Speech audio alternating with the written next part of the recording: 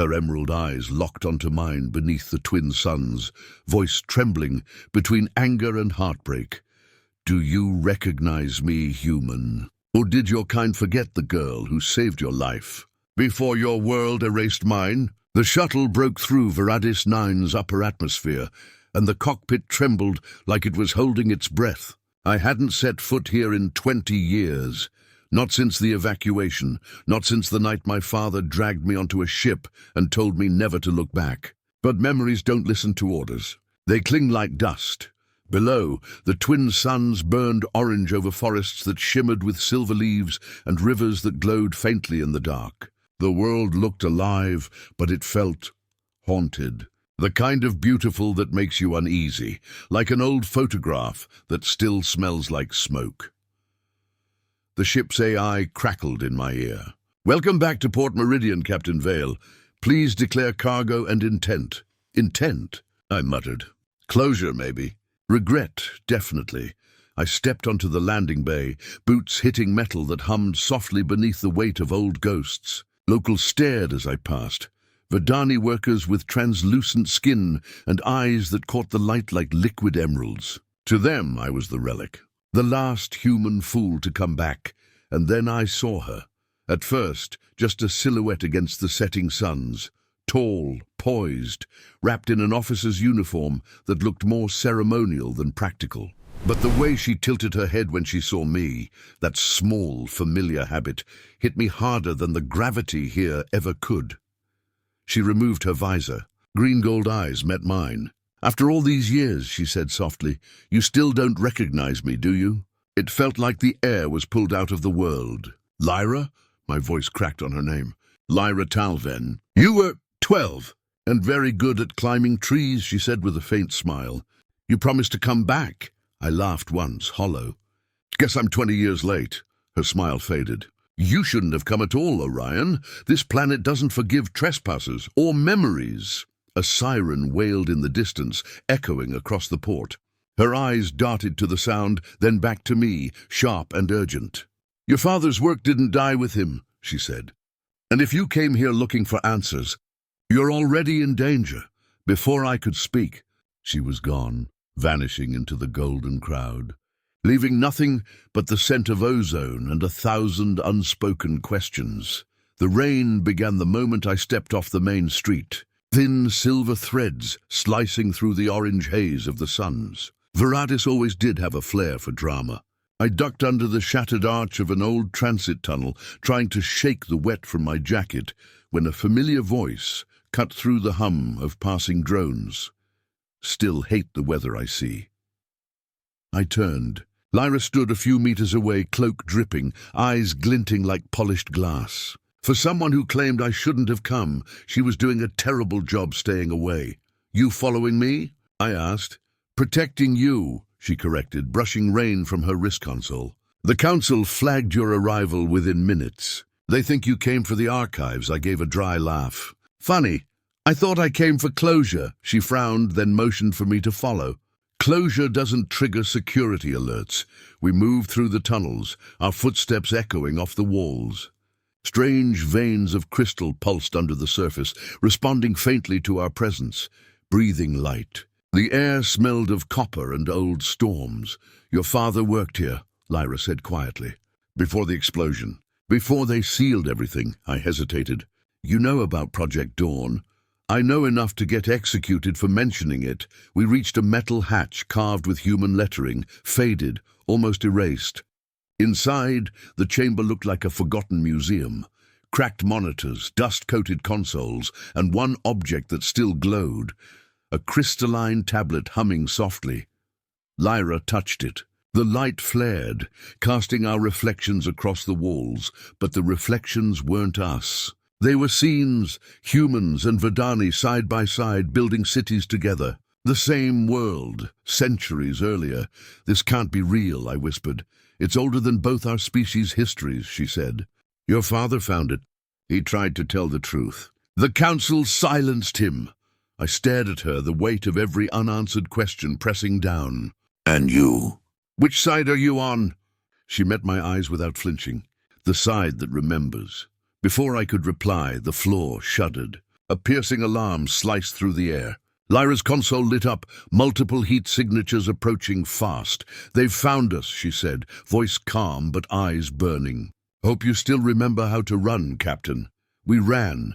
The tunnels screamed with alarms, red light slicing through the dust. Lyra moved like she'd done this 100 times, silent, precise, efficient. I, on the other hand, managed to hit every loose pipe and echoing puddle in a 10-meter radius. "Still subtle as ever," she muttered, dragging me into a narrow side passage. "Sorry," I panted. "Didn't pack my fugitive chic wardrobe." A faint smile tugged at her lips. Even now she found humor in chaos.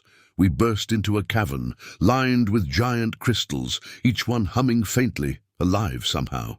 The light danced across Lyra's face, softening her hardened edges. I couldn't tell if it was the glow or something else, but for a moment she didn't look like a soldier. She looked like the girl who used to chase firebugs with me. A low mechanical growl cut through the silence. Drones. Close. Lyra pressed her palm to the nearest crystal. It pulsed, and a concealed doorway slid open. "Quick!" The room beyond was dim and filled with old machinery. Figures turned as we entered. Verdani rebels, wearing mismatched armor and weary eyes. One, a grizzled veteran with a scar running down his temple, nodded at Lyra. "You brought him?" he said. "Not a question. He deserves to know," she replied. "Know what?" I demanded. The man tapped a control pad, and a hologram flickered to life. My father, younger, desperate, speaking into a recorder. "If they find this, the Council wins. The truth dies. Project Dawn isn't a weapon, it's origin." My throat tightened. Origin of what? Lyra stepped closer. "Us, humans and Verdani. We were never separate species, Orion. The Council rewrote that history to control both. It hit like a punch. My father hadn't been studying alien DNA. He'd been protecting proof of shared ancestry. Proof that unity was more dangerous than war. Before I could absorb it, a shout erupted outside. Explosions echoed down the tunnels. The rebels scrambled, grabbing weapons. Lyra turned to me, her hand brushing mine. "They're here for you. For what's in your blood, my blood." She nodded, eyes fierce. "Your father coded the final piece of the project into your DNA. You're the key, Orion. And just like that, the galaxy's biggest secret had my name written all over it. They caught us before dawn. I woke to the sting of restraints and the hum of an engine beneath me. Cold metal, artificial light. The air reeked of sterilizers and fear. Across the chamber, Lyra was pinned to a restraint chair, silent but defiant. The green shimmer of her skin dulled under the white glare. A door hissed open, and for a second my brain refused to accept what I saw. Dad. He looked older, thinner but alive, half his face replaced by cybernetic plating. His eyes flickered between guilt and something I couldn't name. "Orion," he said softly. "You were never supposed to come back," I laughed bitterly. "You faked your death. You built an empire on lies." "Why wouldn't I?" He stepped closer. "I built a shield to protect what was left of us." Lyra's voice cut through the tension. "He means the project." My father's jaw tightened. Project Dawn wasn't meant to divide us. It was meant to preserve us. The Council twisted it. He activated a console, and a hologram bloomed, a map of stars, data streams converging into a single glowing sphere. "The Genesis Core," he said. "Human technology from before the collapse. It can rewrite DNA. The first Verdani were created from it." The world tilted. Lyra's breath hitched beside me. "You're saying my species was engineered?" She whispered. "Not engineered," he said gently. "Born from us, evolved beyond us. You are what humanity was meant to become." Lyra turned away, her voice trembling. "Then everything we believed, our independence, our origins, it's all a lie." "Not a lie," my father said. "A legacy." But before he could say more, the room shook violently. Explosions. The rebels had found us. My father reached for me, urgency replacing guilt. "The core must survive. It's buried beneath this station. Only your genetic code can unlock it." Lyra met my gaze. "Then we end this. No more secrets." We broke free as the alarms blared, sprinting down a corridor filled with smoke and fire. Somewhere behind us, my father stayed behind, sealing the blast doors. His final words echoed through the static of the comms. Finish what I couldn't. Don't let them bury the truth again. And this time, I didn't run from it.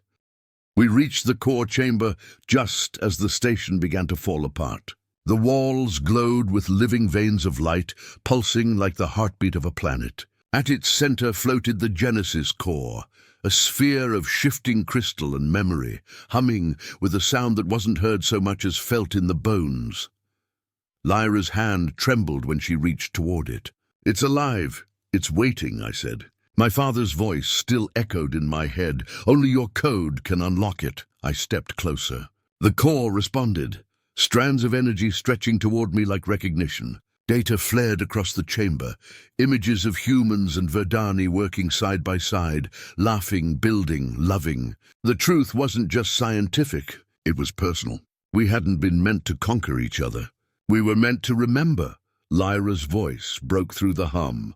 "If we activate it, there's no going back. It could rewrite every genome on Veradis. Maybe it should," I whispered. "Maybe it's time to stop pretending we're different."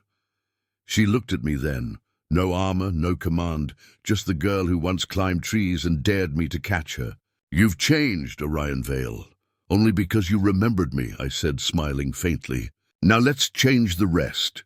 Together, we placed our palms on the core. Light swallowed the room. For a heartbeat, I saw everything. Earth, Veradis, generations intertwined. Their histories stitching together like threads of DNA. The energy surged through us, rewriting, healing, uniting. When the light faded, the world was different. The air shimmered with new life. Outside, the fighting had stopped. Drones powered down. Soldiers lowered their weapons, staring at their own glowing skin as the hybrid genes awakened inside them. Lyra leaned against me, exhausted but alive. "Feels strange," she murmured. "Feels right," I said. Like the universe finally exhaled. Later, as dawn rose over the rebuilt horizon, we stood on the landing platform where it all began. The twin suns merged into one brilliant light. Lyra brushed her fingers across my cheek. "Do you recognize me now, human?" I laughed softly. How could I forget the woman who rewrote history? She smiled, eyes bright as the new sky. "Good, because this time I'm not letting you leave. And for the first time in centuries, Veradis and maybe humanity itself began again."